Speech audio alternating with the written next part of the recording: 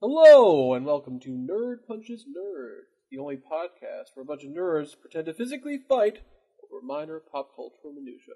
I'm Jeremy, here with Sam today. Hello. Yep. Thanks for saying hi. Right before I was about to ask you to say hi. That's my specialty. Yeah, exactly. Today we have a sort of an interesting topic. We decided, since Sam and I have been watching this other show, which is nerdy in a different sort of way, we thought maybe we talk about the latest episode. And of course this show is called The Newsroom. Or is it just Newsroom? I think it's just Newsroom. Right? No, I think it's The Newsroom. Are you sure about that? Yeah, pretty sure. The Newsroom or The Newsroom? Is it The Newsroom? No, it's Newsroom. No, or is it The Newsroom? You know, I'm confused. There's a The. I'm 95% sure that there's a The. It's not just Newsroom. Uh-huh. Okay. Well, according to HBO.com, it is The Newsroom. Right. Okay. So, I'm glad we were able to figure that out, to be fair. Now that we got that out of the way. Alright, so why don't you explain why we decided to talk about the show? Okay, so basically, Jeremy started watching the show before I did. He got me into it.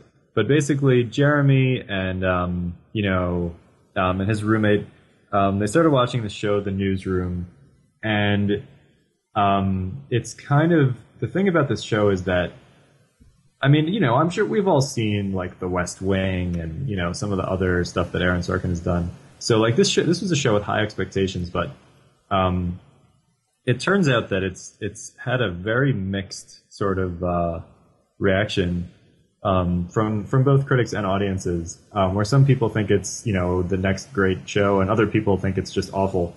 And we kind of think that it's both, because it's a terrible show, but it's also really, really entertaining at the same time. Sometimes it's entertaining because it actually does have, like, good moments, and other times it's entertaining because it's so bad. And it's kind of astounding that a show, you know, produced by such a successful veteran guy like Aaron Sorkin, you know, and on HBO, which is, you know, has such a reputation for high quality shows, that you could have such a terrible show on HBO and produced by Aaron Sorkin, and even that in itself is entertaining, but not as entertaining as what the actual show manages to be. Now, I think we both feel that the first season was even better than the second season. The first season, because it was more ridiculous. Well, part of the thing about that first season was a few things.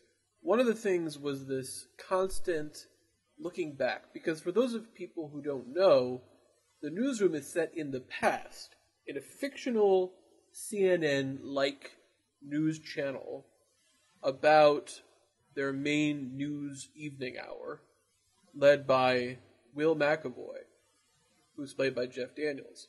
And the show starts where he's basically sort of more of a vaguely Keith Olbermann type, which I believe is actually the inspiration. Well, so we should explain. The show starts out where he's sort of, I guess, like a sort of bland, you know, news anchor. Yeah, they specifically reference Jay Leno as, like, he's like the Jay Leno of news, in that he tells sort of like obvious kind of neutral stories. You know, he doesn't do anything controversial because he wants, the thing that matters most to him is he just wants to be liked and have good ratings. So that's how it starts, and then he has this change of heart in the first episode and just decides to, you know, to do the news right, to be challenging and, you know, and aggressive and chase the story and, you know, not let people off the hook and all of that, you know, and they're going to do the news right, and they don't care about ratings because they have integrity. Well, considering the intern makes a triumphant reappearance in this latest episode, I think we should bring up sort of Okay. her origin story. Okay, so we should talk briefly because this is Briefly. really So the really origin we're talking story about is how everything starts. this episode which is called Red Team 3, right? Red Yes. Team 3. That's the name of the episode. But we'll briefly talk about the beginnings of the show. So the whole point is the reason that Will changes his mind is because this girl at some school, I think in California, I'm not really sure. Maybe it's Georgetown, which means it's on the East Coast. I think maybe it's said, but I'm not sure. It doesn't really matter. For some reason, I want to say it was like University of Wisconsin, but Could I don't know. be. Maybe I'm just making that up. It's definitely college students. And one girl basically gets up and asks Will some Republican stereotype and some Democrat stereotype. Why is in one word, why is America the greatest country on earth, or some other such nonsense? Which is, a really stupid question. But that being said, it basically gets Will to go on this crazy tirade, which reminds me of the crazy tirade at the beginning of Studio 60 on the Sunset Strip, where this guy, played by Judd Hirsch, goes on sort of this rant about the current state of TV and how awful everything is. So just like that, this was another example of Sorkin going on a rant of his own. So it's sort of, the problem is you might say, okay, well fine, whatever. Maybe he'll make some good points. But the problem was it initially starts from a point of sort of this very privileged, older white guy feeling of, oh, things used to be so great, and you had an older white gentleman telling us the news and telling us how to think and feel. And that seemed to be kind of what he was saying. Plus, he kept calling the student sorority girl in a very sort of derogatory way. And when you look at a lot of the other portrayals of women on the show, it's kind of problematic. So that's the other thing we should talk about. Two, he's tried to make, in general, people in general, guys and girls, more competent and also incompetent. Right. Try to balance that out. Right. I think he may have noticed that he was doing too much of that. Yeah, well, there was a lot of backlash from season 1 because all of the women on the show pretty much were incompetent. Even the ones that everyone kept talking about how competent they were still incompetent. Or the women always needed to be sort of guided by men or helped by men or corrected by men or somehow every episode had a woman who needed a man in order to make her better somehow. And it really got to the point where it was absurd. Also, I mean, aside from that, it was just entertaining to watch character of Mackenzie, who's the executive producer on the show, who is everyone keeps saying is the best producer in the business, except that she's completely incompetent at her job and is incapable of doing anything right in the first season. Well, you agree with me on that. And it's just like, what? The show versus tell. Oh, yes. Yes, absolutely. They have people say she's amazing. So TV tropes has this concept where they talk about something being what? Oh, I forget what the term is. It's hold on, it'll come to me. Okay. I can't think of it now. Whatever, we'll come back to it. But the idea is that when someone has a character trait, which is told to us, it's not shown to us, but we're told that this character has a certain trait, and people keep saying it, even though there's no evidence that it's actually true. So in that case, Mackenzie, people keep telling us that she's the best producer, but she's, there's no indication that she actually is at all good at her job. And she's also an emotional wreck who just has these complete breakdowns and outbursts in the middle of the office, in every episode in the first season. There are people just screaming at each other about very personal things that have nothing to do with their jobs, in the middle of the office in front of everyone.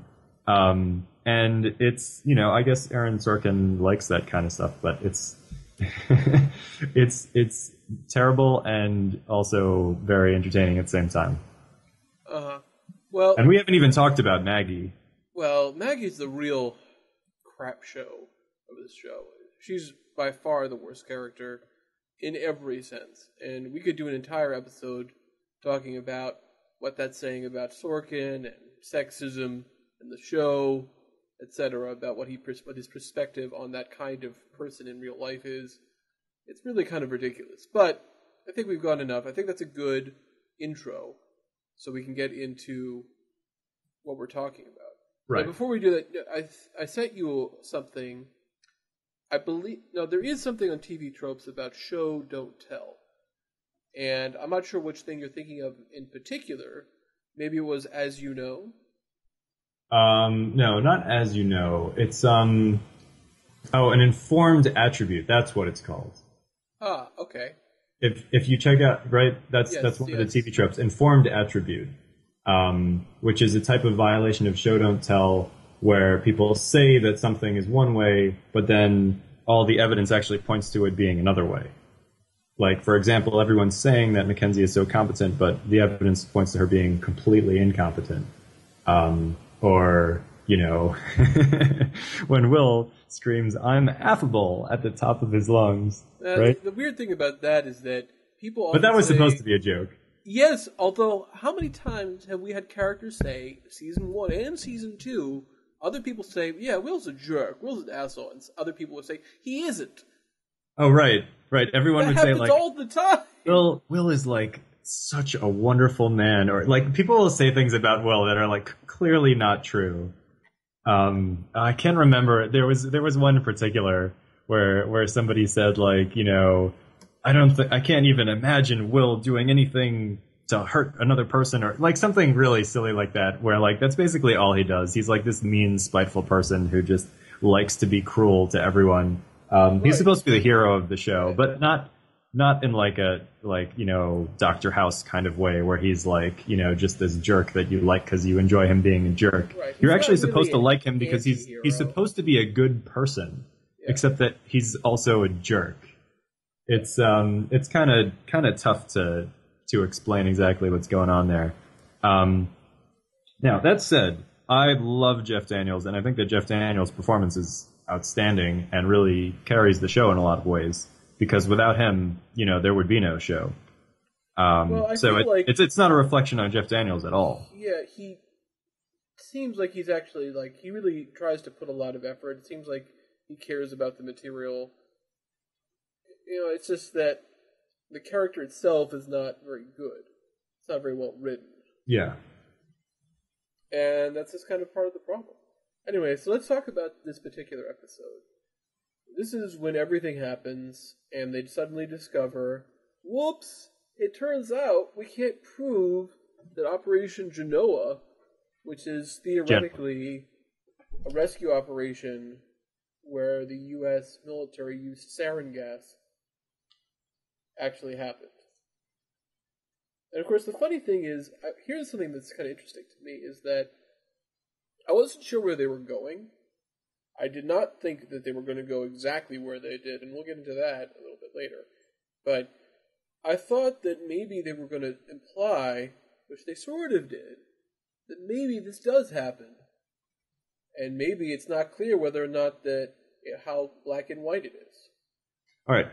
So this is the episode where, like, we finally get, like, the big reveal. First of all, you know, when they actually, like, do the story on Operation Genoa on the air, and then find out that really they screwed up, and you know, their sources were bad for whatever reason, and they had to retract the story. Before we get into that, let me ask you: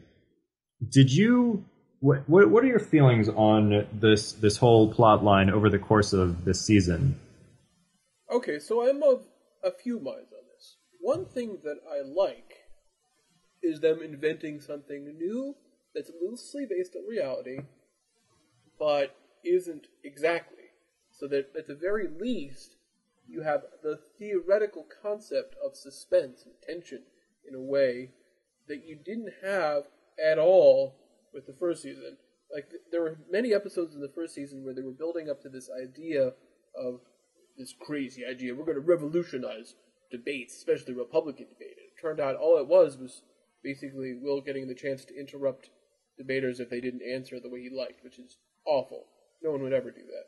even if it's like that was so silly because they put so much time into like, oh, we have this new idea for the debates and it's so exciting and we've been rehearsing for 2 months and we're going to put on this presentation for the RNC and like the whole time you knew that the Republicans would never go for it. Like they were never gonna accept this debate format. So like, why are we wasting so much time on it? Well, yeah, but that's another problem with the show, which is it a parallel Earth or is it ours? Ours except for ACN, because obviously that Republican thing didn't happen. No, this is clearly our Earth. And yet, but the thing is, there's no obviously Operation Genoa.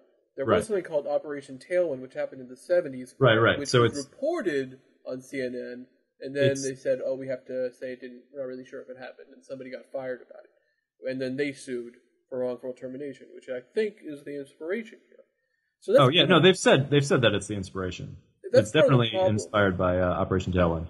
It's a lack of tension. We just don't feel like the tension can't really be easily built in general. When you're making a story, it's harder when you know how it's going to end, and it's interesting. It's sort of like an interesting storytelling device, and we've seen it before, of course, in many other things where we know how it's going to end. We know it's going to end badly, but so then the real question is, how does it end badly? Why is that interesting? How is it that they could have made all these mistakes? But the problem in this sense is that in some cases, they did all the right things, and then it was just sort of boring. In other cases, it's just sort of there weren't clues. So, for example, one of the things that we found out in this episode is that one of the guys who said that he was there, Eric Sweeney, I think Lance Corporal, I think this was his rank. Apparently, he had some head injury and some kind of brain problem. And suddenly... Yeah, well, they used the term traumatic brain injury, or TBI, which is just, that's a medical term that basically means a concussion. But it also, memory loss is definitely a factor. Right, of course. So, basically, suddenly his testimony, even if he's right, is entirely called into question. And so that's part of it. But the thing is, there were no clues of that at any point before now. There was never any point where he slightly might have misremembered something, or if it was so subtle that it was sort of pointless to think about it. Again, because, like I said, we already knew that it was going to end badly. Right. Or the other interview, the one that Mackenzie did with the other guy, I forget his name. Stephen Root? No, not with Stephen Root. The one with...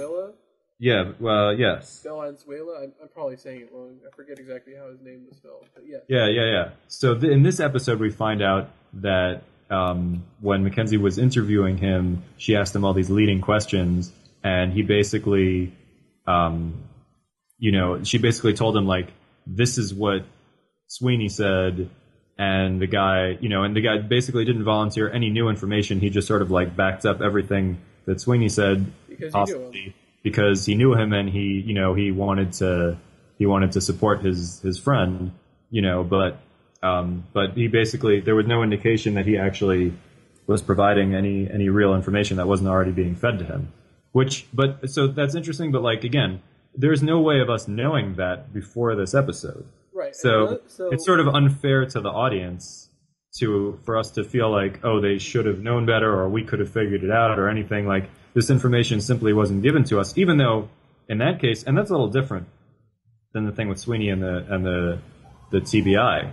Because in this case, like, they could have showed it to us, and it was a mistake that ACN made.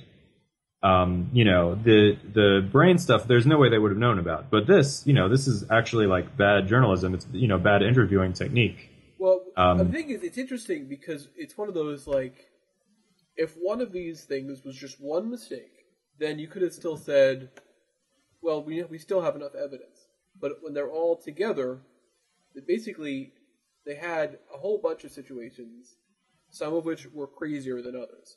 So the Valenzuela thing... No, we'll get to the crazy one. Don't worry. I don't even want to say anything about it yet. but we're going to get there. Is actually somewhat believable. You can understand where he doesn't want to disclose it, and because the records are classified, they couldn't have done easy. They just didn't know. They never would have known until he actually revealed it himself later. Right. So that's why that was sort of like they could have done things, I think, to build it up so that viewers watching along could have been like, "Oh, wait a minute, something's going on here," but they're so interested in the story that they don't pick up on that. You need to have like that kind of thing. And the Valence Villa, it just seemed like normal stuff. We didn't really get, we didn't pick up on that. And obviously let's get into Stamtanovich. Okay, hold on. Before we get into that, because I want to talk a little bit about the story in general in the second season. I did not like it. And the reason why is partially because I enjoy the show more when it's bad than when it's decent. Right. But in the first season, the show was about the news, like the actual news, and how we present the news. And we had all this drama with real news stories and reporting them. And sometimes ACN got the story right, and they did it better than other agencies, which, was like a little bit silly, but it was kind of fun at the same time. Or, other times like, they just reported the news well, and other news networks also reported the news well. And it was about like, how do we report the news well? And in this season, there has been much less emphasis on that because I think that there was a lot of criticism in the first season about that, about the sort of like fantasy world that Sorkin created where like his fake news network, reported the news correctly with the magic of hindsight. Or sources that were magic. Oh, yeah, well, yeah.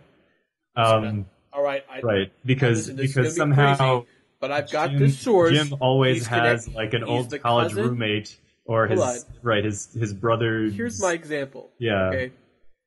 Like, listen, guys, my cousin, his cousin is actually the cousin of the Japanese emperor, and that's how I know Pearl Harbor is about to happen. Right. Yeah. So there were a lot of those in the first season, and they were like ridiculous, but they were kind of fun also. So we don't really have any of that in the second season, and the emphasis is now on instead of being about the news, the emphasis is about this fake story, and it's about like this fake news network, and so it's it's much more like internal drama within the network, which I'm saying it could have been good, but the problem with it is that to me it just wasn't that interesting. Well, the rapper, I feel actually made it less suspenseful because we knew from the beginning that it was not going to work out. And if they had done a better job of building it up so we could see why they screwed up a little bit more interesting. You know what? It's probably as simple as that. If they hadn't had this little, fun framing device where, they were sort of like having these like depositions to these lawyers, talking about this screw up that they did in every single episode this season, so we know it's a screw up. If they had just left that out and not told us anything about what was happening and just said like, oh, there's this, Genoa thing, sounds intriguing. Let's check that out. Let's research it. Mm-hmm. Probably would have been much more suspenseful. Right. And the reveal would have been like way more shocking. Oh my God. Can you imagine? Yeah. Can you imagine like how just mind-blowing this episode would have been if we didn't know that Genoa was false? Well, see, that's part of why there's some other problems. And that's why I want to get into the Stamtanovich thing. So, Jerry Dantana, or Jerome as apparently he wants to be called, did you see how in his piece it was like presented by Sir Jerome Dantana? Yes. It was just, okay, I guess he was just so highfalutin. Yeah. It was just really pushing in this. The weird thing is, Jerry started as sort of he seemed like a decent guy. Maybe he was a little careless, which we saw from the beginning, where he had this friend of his who he thought was solid, but maybe wasn't so solid. Well, he kind of was solid, but he wasn't solid. He seemed like he was more focused on actually like doing reporting than anyone else who was working there. So I suddenly, mean, Jim like, is like going off to New Hampshire to screw around on reporting on the Romney campaign because he's butthurt over his girlfriend, right? Yeah. Not his non-girlfriend. Right. The girl that he wants to be his girlfriend. So he hooks up with Meryl Streep's and daughter. Then oh, is that who she is? The actress, yeah.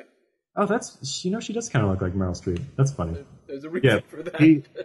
He hooks up with, anyway, whatever. The point is, like, he's totally shirking his, and Jim is like the hero of the show, right? Also, that was a pointless subplot. You're correct. But Jim is just shirking his responsibilities as, the senior, what's his title? Senior producer or something like that? He is the senior producer, and Mackenzie's the executive producer. Right. Basically, Jim and is he's just like screwing around and wasting time with the production of a news show.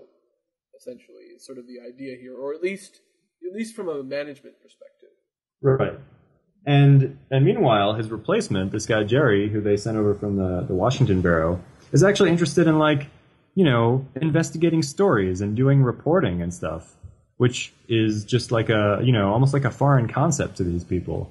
Well, see, I feel like they made it almost here's my way that we could have solved some of these problems if he had a personal reason for really wanting this story. It just seemed like suddenly he was saying Obama's evil, guys. It was just like, what? Hold on. Yeah, it sort of came out of nowhere. That was just weird how he suddenly was attacking Obama. Listen, it came out of nowhere, yes, and also it was weird because that he did with the drone strikes. But why is this? It was like the way it was juxtaposed made it seem like that was just an illustration of how wrong he was. And so then when he basically, I don't even know if it's illegal per se. It might even be considered liable what he did with editing the general's video. He could definitely be sued for that. Yeah. So, I mean, that's the kind. It's just like so horrible in terms of journalism. That's the kind of it's like gotcha nonsense, that they made fun of in that old Simpsons episode, Homer Badman. Remember they did the different clock? I'm telling you, Newsroom stole from the Simpsons episode, but did it worse. That's right. Oh, with the clock, exactly. And you could see it zipping back and forth. Yes. Oh my God, that's so funny. I didn't think of that. Wow. I'm sure they didn't think of it either. I'm just saying it. They did but worse. it's so spot on. And that's sort of part of my problem. It's nothing new. This, editing things out of context is nothing new. But, it's this, his whole, why did he do it? Because he knew it was happening. That's what his explanation, quote unquote, was. But, you know what? It would be, and that's the thing. We were talking about how, in terms of presentation, it would have been more dramatic if they hadn't revealed from the very beginning of the show that this was a screw-up and the story was bad. It also would have been a better story if Jerry hadn't doctored the film and they had just messed up the story just because they weren't careful enough, not because of his malicious attempt to actually mislead everyone else. Also, that just makes him a villain. The edited version sounded terrible. It sounded so edited. Well, did you do sarin? We used sarin. It's like, whoa, that sounded like you badly edited it because you did. Yeah. It was just so obvious that I don't see how any of these people, unless they're blinded by news, which they weren't all, because some of them are skeptical, could ever think that this was something wasn't right. They just sounded wrong. So here's a few ways I think that they could have improved the suspense and the tension. One is, like I said, having some kind of personal stake. Let's say Jerry finds out from a source that this really happened. Maybe he meets someone who says, I'll talk to you, but he won't tell him his name. So now Jerry knows it happened, but he can't reveal the source. And he can't get, real evidence, so he feels like, I have to bring this story to light. You see what I'm saying? Right. I feel like that would have been more interesting. Because then he can't tell anyone else why he's getting so worked up about it. Well, he kind of did. He got the source from from that guy that, the military correspondent that he likes to use, that Jim doesn't like to use. Yeah, well, he just sort of said, general. We don't really know anything else. And that's what I'm saying. It didn't feel like a personal reason. I feel like, he needed to have meet someone. Someone like maybe a Marine who got rescued or something. You see what I'm saying with that? Yeah. I feel like he needed to feel like this needs to be told or something. I feel like that's part of it. Another thing is I think that Jerry should have had a co-conspirator. Someone who was like, I don't know if we should do this, and then Jerry and the other person, which could have been anyone on the team, maybe Neil, for example, should have been sort of like, this. I think Neil would have been a good example, actually, because of his sort of weird naivety and like we have to tell the truth against government and all that. And then maybe Neil says, well, maybe we could do something with this footage. Because maybe Jerry can say, he basically admitted to me that they used sarin, and then Neil can say, well, I mean, the only problem with that is then they would have to fire Neil and he would be off the show. Would they fire him, though? For doctoring footage? Well, then yes. here's another twist. Make it so that Jerry protects Neil and takes the fall for it. Ah, actually, that's interesting. You see what I'm doing? I'm also making it that Jerry isn't just a horrible. He's not just the bad guy. Yeah, he's like an actual human being. Mistakes. He realized, I crossed the line. Neil is kind of a neophyte. He's a novice. He doesn't realize how bad this is. I should have known. I should have stopped it. You see, and I feel like that's something he could even say to Neil. It's like, why did you protect me? Like, you have plenty of other chances here. I'm the one who should have stopped this. But there was. You know what? I like that. I like that. That's and clever. Neil, it's like, sometimes the truth isn't everything. I wish it was, but it's not. And that's something that you're going to have to learn. So, do you see what I did? Okay, see no, how I do. I get it. I get it. Like it works. I think it works that way, and it would have been a lot better. Yeah, I mean that's my issue with this, and then because then we had this other thing. So I want to get to the last so-called piece of evidence. Oh boy, here we go. Oh my god, this guy Shep, who is some kind of intelligence press source that basically comes every so often to tell Charlie. Can we call him Deep Throat? Ugh, well, some people have. It amuses me to call him Deep Throat. Yeah, so Deep Throat is basically, he comes and says, Charlie, don't talk about this story, or maybe he'll it seems like they have some history. They seem like they had an interesting little back and forth. And he was basically trying to convince, it seemed like, maybe we use sarin, and maybe it's right. He starts dropping these hints that maybe, they did. Because, maybe they felt like they were justified. So it seemed more like, to me, that he was trying to do one of two things. One, say, yeah, maybe we did do it, but maybe it's okay, so you shouldn't bring it up. Maybe we are morally justified in doing this. That's one possibility. And the other one is maybe he's trying to convince him, not to tell the story at all. Or maybe that was his way of trying to convince him of, he was presenting the justification, but maybe he was saying you do need to run the story because we did something that was wrong. That is possible. That's why it needs to be exposed, right? And then he gave him this manifest, right? And there was this whole, so that was a piece of evidence because the manifest had this item listed on it which doesn't exist. And that's a code for when you have some kind of contraband or something. So it was used as an additional piece of evidence to indicate that there might have been sarin gas in this operation. Right. Now, so that was a couple of episodes ago. So in this episode, his reason for doing this is because oh my god, he had a son who worked at ACN and was fired because he kept putting stuff on the blog that was inappropriate. His son was an intern. Yep. And then his son was posting something onto their website or on their blog. I think he was engaging in arguments with posters. They didn't say exactly what he was doing. No, but he was already But let's just assume that he was getting into arguments with other posters And he was warned and told not to do this. They told him a couple of times, like, you can't do this, and then they fired him. And Charlie knew all of this, but didn't think it was a big deal. So we find out... If that same thing had happened and Maggie had done any of that, she would have said, listen, is my performance suffering? And they would have to say no, because Maggie's a chick. That's right. But we find out in this episode that guy, Deep Throat's son, was a drug addict. Right. And that he had like 90 days of recovery, and that was his 90th day when he was fired, and that after he was fired, he went and died. I forget what they said. I don't know if he committed suicide or he accidentally overdosed or something. The point is he died.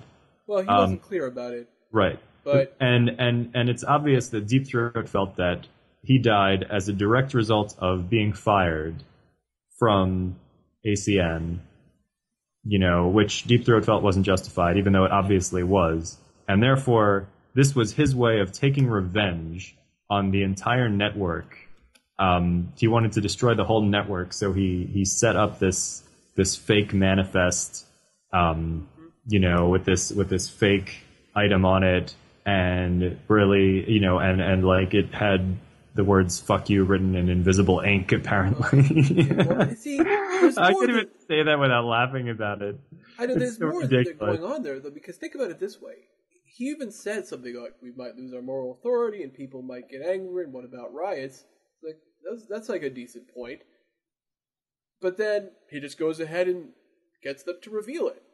It's like, what? Well, hold on a second. Weren't you worried about riots and things? The story came out. Obviously, that was like, all of that was an act. But it's... Because he didn't care about that. He didn't care about America at all. He just cared about taking revenge. This whole, this source, it was purely about him taking revenge for the death of his son, which they really had nothing to do with. His son died.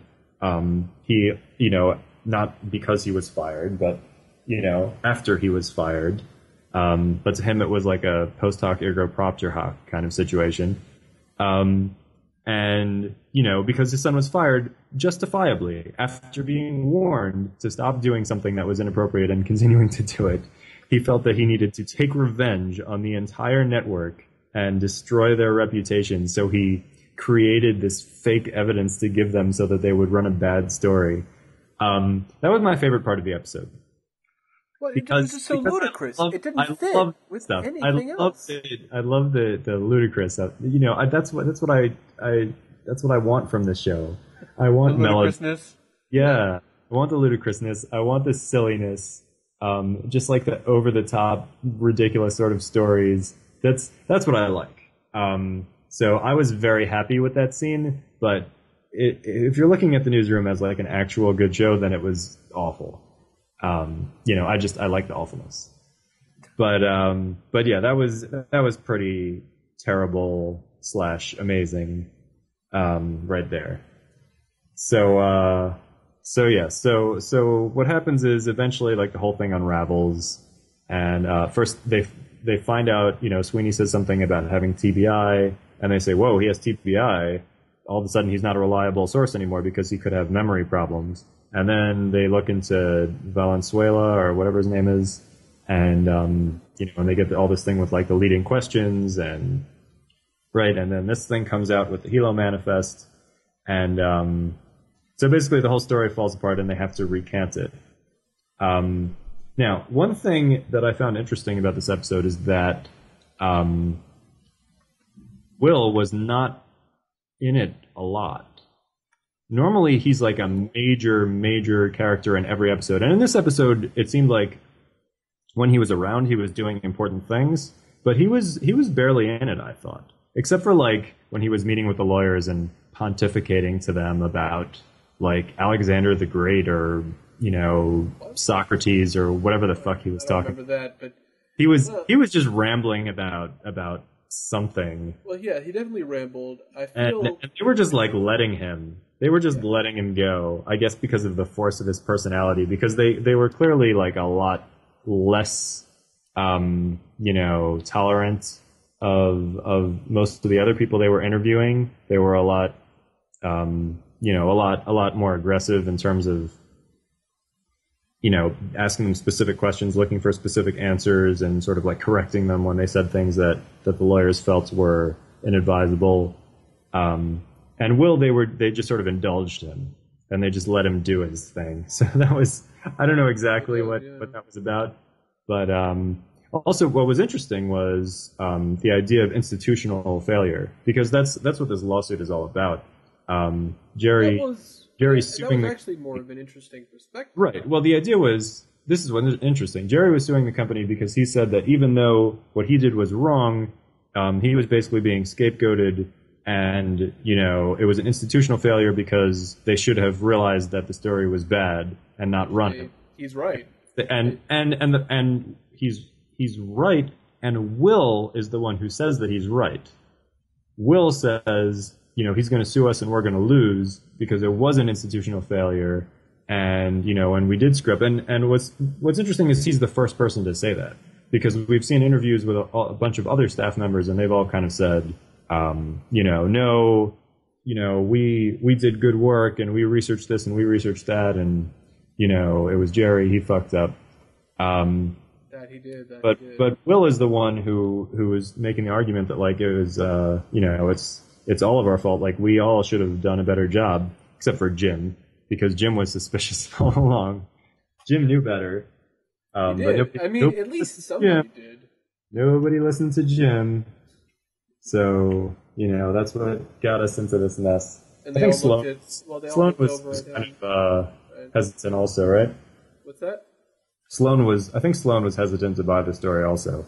Well, Don and Sloan were both a little like, are we sure about this? Yeah, Don and Sloan, both of them. Two of our favorite characters, by the way.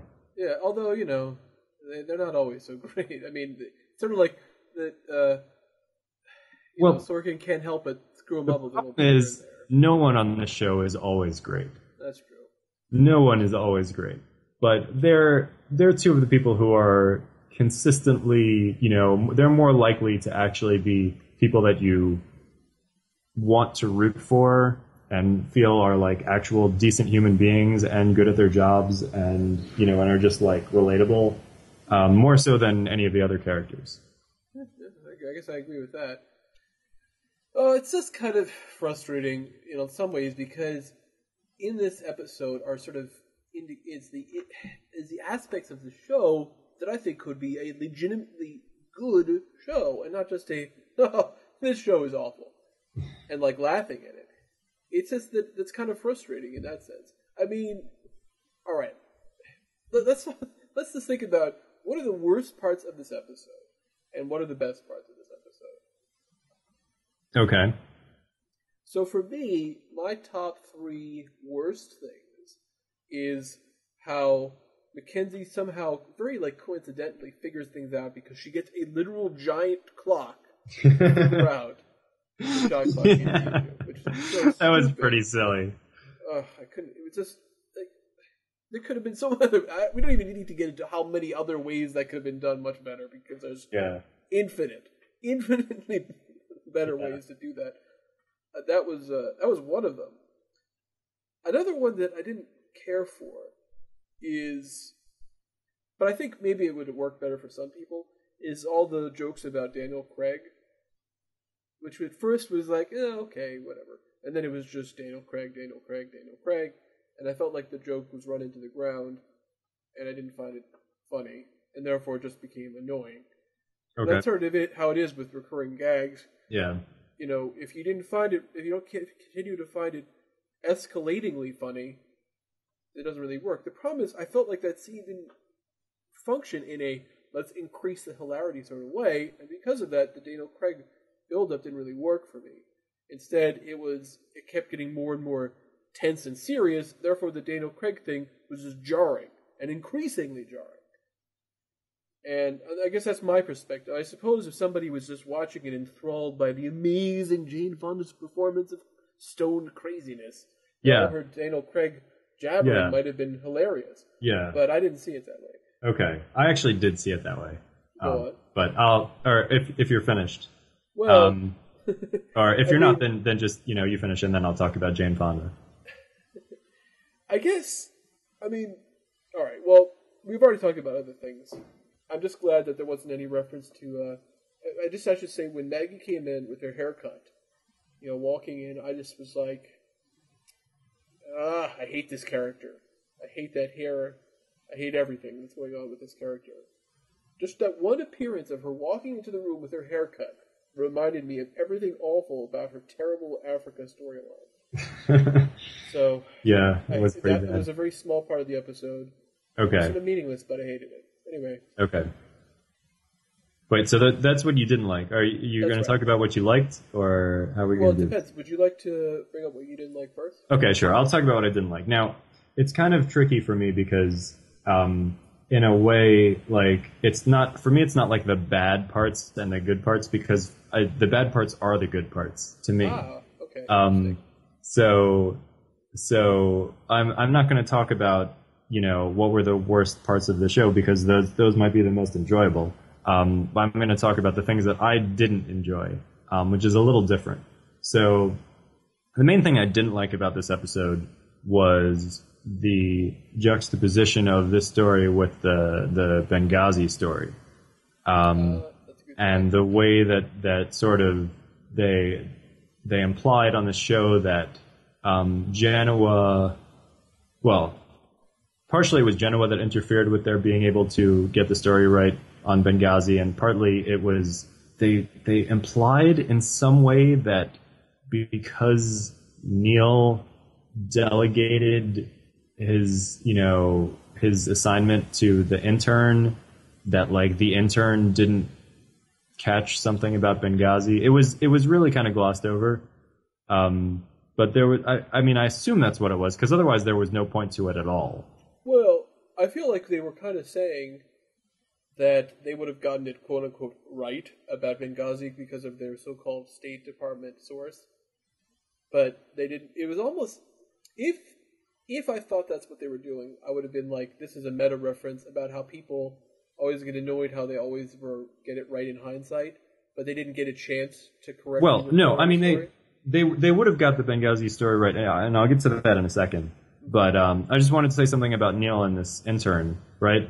For some reason, there was a plot line in the episode where Neil had this, there's this rotation that everyone goes through where they have to go through these like overnights or whatever they call them, the overnight news stories, and like go through all of them and see what's important. And he dumps it off on this intern. And there was some implication that like she found a bunch of stupid stories about celebrities and like ignored the Benghazi thing or something, or like it caused some kind of delay in their focusing their attention on it. I don't know. If that's not what it was, then it had no points at all. So, I'm actually like just giving the show the benefit of the doubt in terms of that. But then later, like when they actually like got the story on Benghazi, they ended up choosing not to report what they think actually happened, which was that it was a terrorist attack, and just report it as a protest, just like everyone else, because they were so caught up in the retraction from the Genoa story, and, they didn't feel like they could take any kind of risk, oh, well, I've got a source, and, like, we can't rely on any of our sources anymore. So, like, they basically implied, yes, that they would have got the Benghazi story right when everyone else would have gotten it wrong, if not for them being extremely cautious as this Genoa thing was, was falling apart. And I didn't like that because it's sort of, it just didn't work for me. Like, if you're gonna like show something about like how a news organization should have reported Benghazi, then like fine, do that. But like, it's just, it's sort of like artificially upping the stakes on this Genoa thing. Like, the Genoa thing was bad. It was bad because they reported incorrectly that the U.S. government violated international law by using chemical weapons, and then they had to retract that story. Like, the stakes are high enough. You don't have to make the stakes worse by saying, like, oh, and by the way, we also didn't get the story right on Benghazi because of that. Like, it just didn't work for me. So that's something that I didn't like about the episode. Now, Jeremy, go ahead. You were going to talk about the best parts of the episode, what you liked. So, please. Well, okay, so it's interesting in that I did kind of like how we saw like the actual how did they figure it out and how nobody seemed to see it coming. And I did like her Max sort of, oh no, this is really bad. I did like that part. I felt like I liked that particular part in the episode, how it kind of built up to the discovery. I just felt like it didn't really have an adequate payoff, like we've talked about already. But that aspect of it, I felt like was acted pretty well, and the sort of like interesting. Yes, everyone's very confident, but we know it's going to get screwed up in the same episode, which was kind of interesting. I kind of like that tension, and I guess that other than that, there was a sort of like enjoyment of the sort of craziness of the Leona scene, which was just ridiculous. But I guess that's probably it. What about you? Okay. So, one other thing I didn't like so much that I forgot to mention was just Will's, rambling little speech to the lawyers that didn't really go anywhere. That just kind of bored me. And I really like Will. I like Jeff Daniels' performance in general. So, normally, like, I would like that kind of stuff, but that just didn't work. My favorite things in this episode, the things that I really liked were, the scene with Deep Throat and Charlie, which I just thought was like hilariously over the top. That was like everything that I loved from season 1 that like we weren't really seeing anymore in terms of the melodrama and just the silliness and all of that. So I loved that. I thought it was crazy and extremely entertaining. And the scene at the end with Leona, I really liked. And I'm not like a huge Leona fan, Jane Fonda normally, but that scene was great. She just comes in and she just owns it. She's badass and she doesn't give a fuck, and she's possibly high, we don't know. But she's not gonna just take the sitting down. Like, she doesn't care. Let him sue us. Like, we're not. We're gonna fight back. Like, it was just it was a great performance. I thought the Daniel Craig thing was a little funny, but just in general, her performance was like really strong, and it gave the episode a really strong ending. Well, I thought the Daniel Craig thing was funny at first, because you kind of look like Daniel Craig. And then he gets up and says, "Oh no, not anymore. Sit back down." I thought that was funny, but then I didn't like the continual references. I was saying before, because of the way the scene was constructed, which was building to the climax of then get it back, I feel like those aspects of humor just seemed out of place. And I guess that's just this is my explanation of why it felt weird. Which is just one of those, the explication of emotional connection to something. Right. Because, I've seen enough TV and movies that I can parse why I feel a certain way if I think about it enough. Even though immediately after I thought, why do I feel weird about that scene? And then thinking about it, I can pinpoint why. It's because of the sort of tonal dissonance, in a sense, in the way that the scene kept moving forward. And the seriousness of some of it, and sort of her increasing madness and craziness. And I thought that worked, but the Daniel Craig kept jolting me backwards. That's what I mean by that. Okay. That's fine. That's fair. So I just I it thought is a bit of a subjective thing, so I understand that. Yeah. I just didn't care for it. But I'm not gonna. Among all the things, listen. If somebody, for example, were to defend the subplot with Shep, I would say that's terrible from a story structure point, from a suspense point, from a logic point, everything doesn't make sense. There was no connection. This isn't like a Wire thing where we met the intern and something happened. Listen, if they had set that up in season 1, I would have been saying, "Oh, that's pretty cool that they did that." No, But it was just made up out of thin air. And that's what I'm saying. Listen, Yeah. if he had planned that, I would have been impressed. Okay, I would have said that was a good move, and that because that kind of planning is impressive if somebody can think of this just seemed like, oh well, at the beginning of season 2 he decided. I don't know when he decided, but at some point in season 2 writing and filming, he decided what that was going to be, that twist. So it's a bad twist. I don't like that kind of, well, as you know, this thing. We were talking about the show versus tell thing, and this is like a classic example of that, meets a critical point of importance in the story.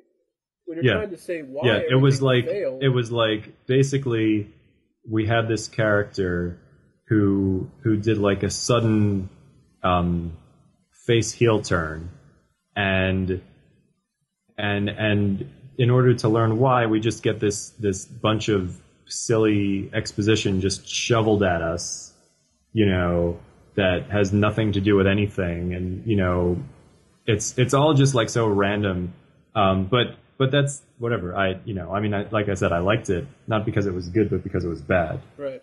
All right. Well, it was certainly entertaining. I think we should probably wrap things up. It's interesting in that I think we only have 2 episodes left, right? Is it 2 or 3? Well, I think originally it was supposed to be 10 episodes, but then he cut a bunch of things, changed it. This is episode 7. I don't know if there's supposed to be 9 or 10 total. Mm-hmm. Let's see. There's supposed to be 9. Okay, so there's 2 episodes left. Election Night Part 1 and Part 2, both of which are credited as having been written by Aaron Sorkin. Naturally. I mean, I don't even know what they could possibly do for 2 episodes on the election night, considering, again, we know what happened. Yeah. It also wasn't even like that dramatic an election. I mean, that one was a little bit more, it was clear that Romney was going to lose. But, I mean, I don't know. I guess we could just talk about, all right, let's talk about the predictions. Predictions of what you think will happen and what you want to happen from a bad perspective and from a good perspective. Like, if this was a good show, what do you think they should do? And if this was the worst show, what do you think they should do? And what do you think will actually happen? It's so tough to speculate on this show. It's so tough to speculate because you never know where Aaron Sorkin is going with this stuff. And it's usually to a place that you didn't expect and probably didn't want to go. So I mean that's really tough to answer. I guess what I would say is what I want to see is the team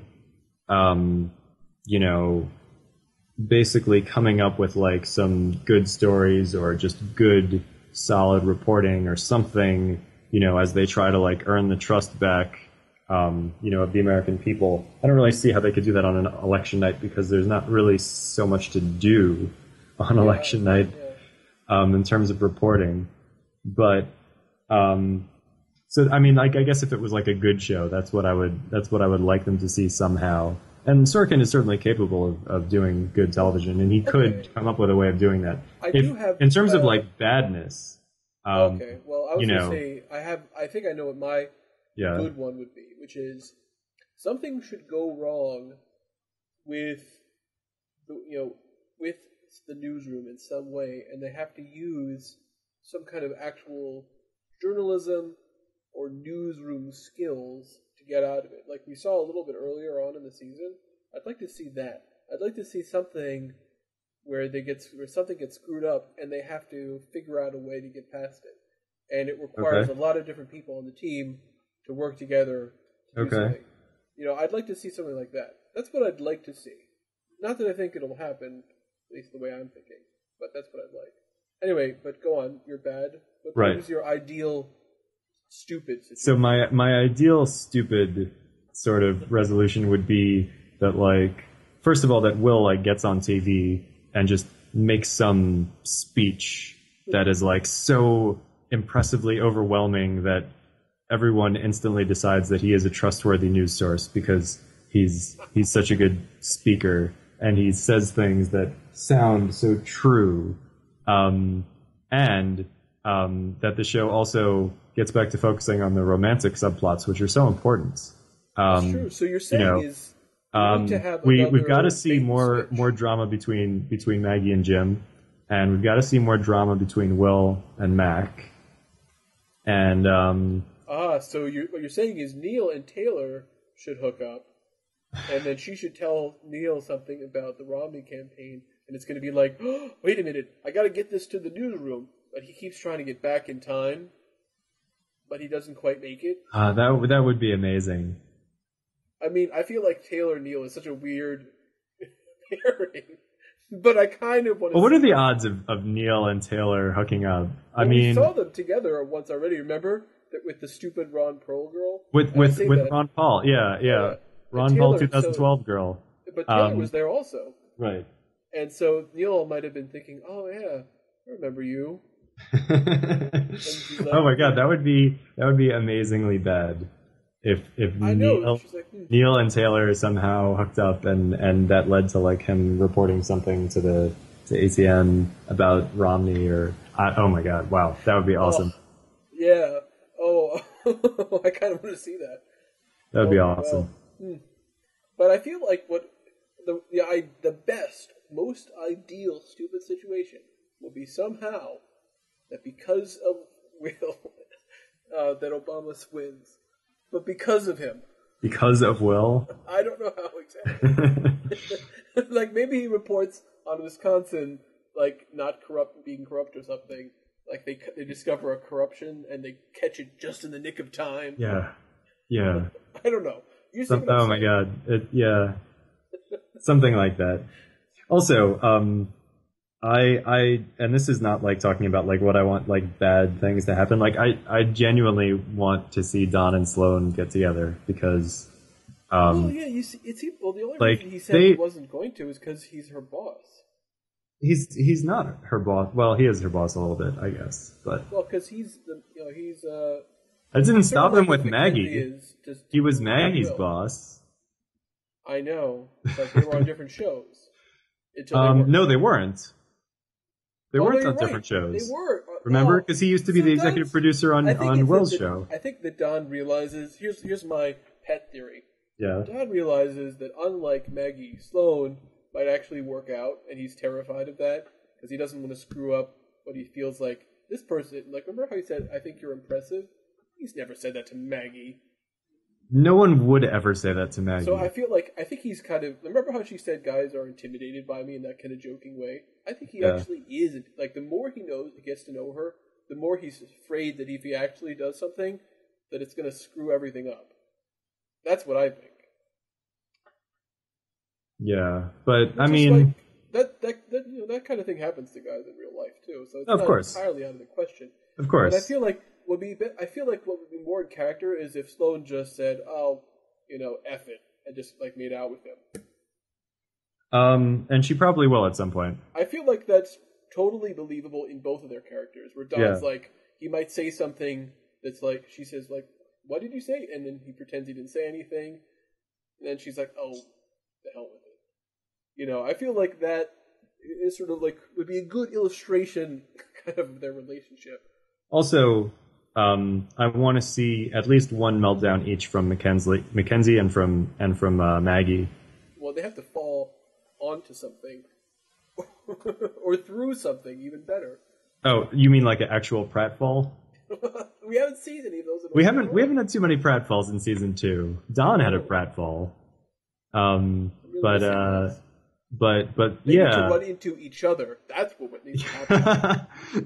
If Mackenzie and Maggie ran into each other, I think the universe would implode on itself. I was a little afraid of that. They would take the whole building out with them. Singularity level explosion. That would do more damage to ACN than the Genoa story.